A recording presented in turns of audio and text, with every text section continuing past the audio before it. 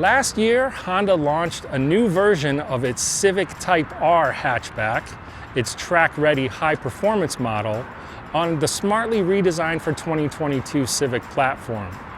The 2023 Type R capitalized on the benefits of the Civic's excellent new architecture, and it also got styling that was a little more subdued, a little less boy racery than the previous generation Type R. Also for 2023, Acura revived its Integra name on an all-new four-door compact hatchback based on the basic Civic hatchback architecture with the expected style, performance, and luxury upgrades. And for 2024, Acura introduced the Integra Type S, essentially its high-performance version of the Civic Type R. Since we've now driven both the Integra Type S and the Honda Civic Type R, we thought we'd compare their similarities and differences in this video.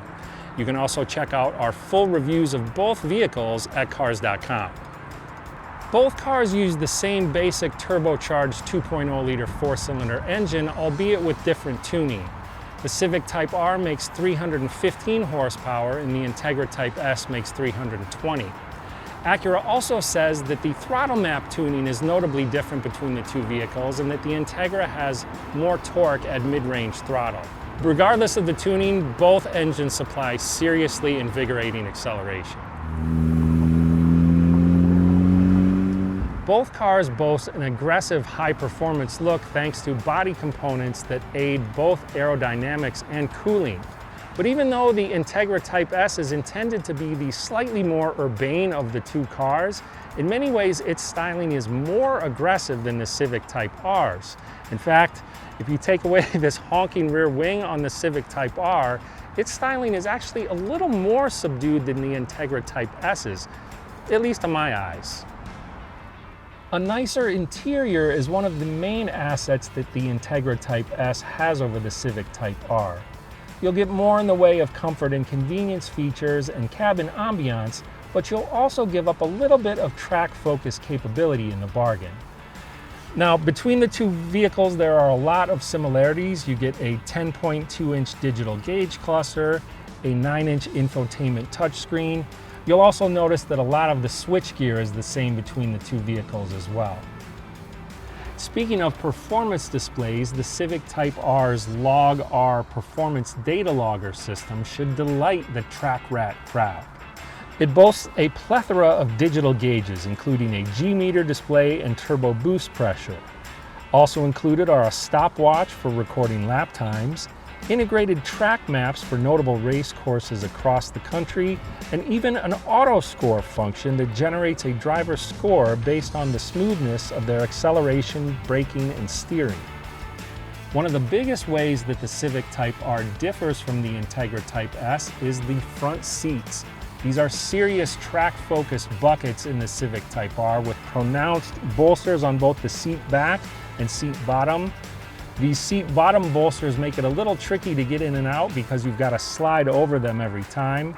Also, no power adjustments, no adjustable headrests, and the ultra suede upholstery, while it does a great job of keeping you snug in place in fast corners, it can get a little toasty on hot days. You've also got some pass-throughs for 4-point harnesses in the seat backs if you're really serious about track driving.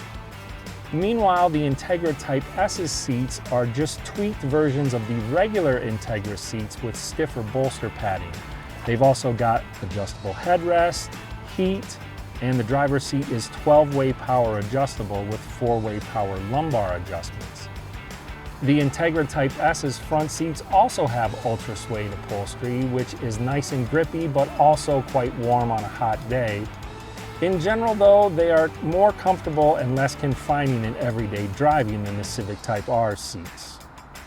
Now, both the Integra Type S and the Civic Type R are true four doors with an actual usable back seat, but in both cases, the back seat sort of feels like an afterthought, especially in the Civic Type R. Not only do we not have the ultra suede upholstery that we do in the front, this is just plain black budget grade cloth, dressed up a little bit with contrast stitching. And we don't have a center fold down armrest. The cup holder is just plunked into the middle of the seat cushion. In fact, there are no provisions whatsoever for a middle backseat passenger, which is probably fine because they wouldn't have much space back here anyway. We do get red carpet though, and we get red seat belts too, so that's something. In addition to their usable back seat, the hatchback layout of both cars gives them excellent cargo versatility. The rear cargo area is almost as big as some compact SUVs, and you can fold the rear seat backs down for even more space. A 6-speed manual is the only transmission available in both the Civic Type R and the Integra Type S, but it is an absolutely lovely gearbox. The shift throws are crisp and have a precise mechanical feel, and the clutch pedal offers great feedback, but it's not so stiff as to be tiring in day-to-day traffic. One thing I'm not crazy about with the Civic Type R is the egg-shaped shift knob. The Integra Type S has a leather wrap knob that I find a little bit easier to grip firmly, but the Civic Type R also offers a leather wrap shift knob as an accessory. One feature that both cars have is an automatic rev matching function that automatically blips the throttle when you downshift for smoother gear changes. You can turn this feature off if you want to do your own heel and toe shifting.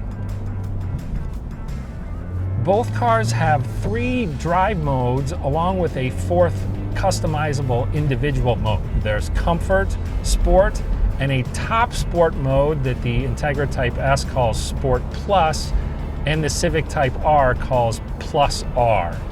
These modes change things like throttle response, suspension damping, exhaust sound, and even the readout of the digital gauge display.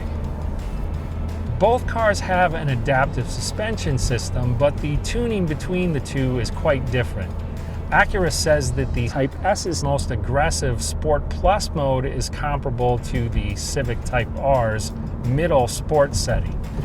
The Civic Type R's Plus R mode is really best suited for track use only, or if you're lucky enough to live where the streets are pristine and perfectly paved.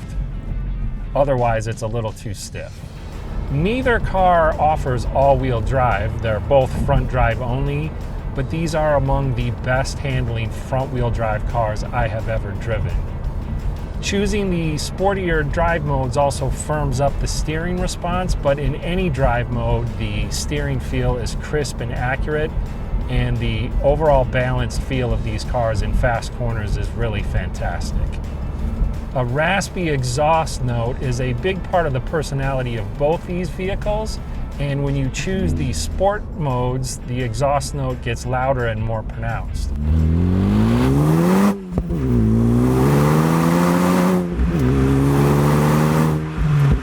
One feature that the Integra Type S has that the Civic Type R oddly doesn't is a bratty exhaust overrun back cackle, snap crackle pop exhaust sound in its Top Sport Plus mode.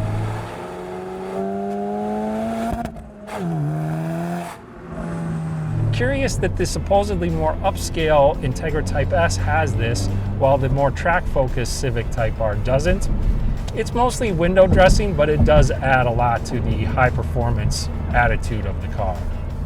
And finally, one of the biggest differences between these two vehicles is their price tag. The Civic Type R starts at a little under $45,000, while the Integra Type S starts at almost $52,000. Now for that extra $7,000, you're getting a car that's a little more luxurious, a little bit more comfortable in day-to-day driving, but a little less track-focused than the Type R. Regardless of which one you choose, for your significant money, you are getting a serious performance car. For more expert reviews, be sure to like, subscribe, and turn on notifications.